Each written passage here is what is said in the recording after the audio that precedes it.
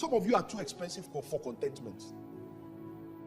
Your lifestyle is too expensive for contentment.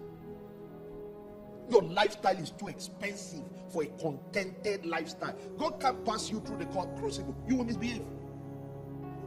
You have not learned that there are period seasons in your life where there will be nothing, yet you are able to push through. You say, Lord, by your grace will continue. I don't have now, but I know that it is not going to be permanent. Lord will receive grace. And God said, that goes, my daughter.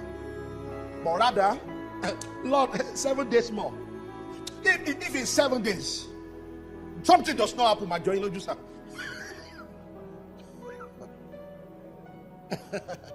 if in 7 days, let Pokayaba. So God is not impressed with your tongues.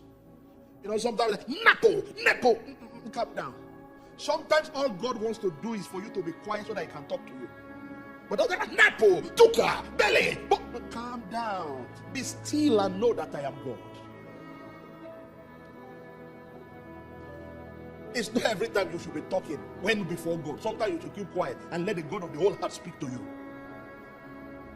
Then He will seal your heart with instruction. Some of the greatest life transforming moments of my life was when I heard the word of the Lord. See, then the word of the Lord came to me. But it can't come when you are the only one talking.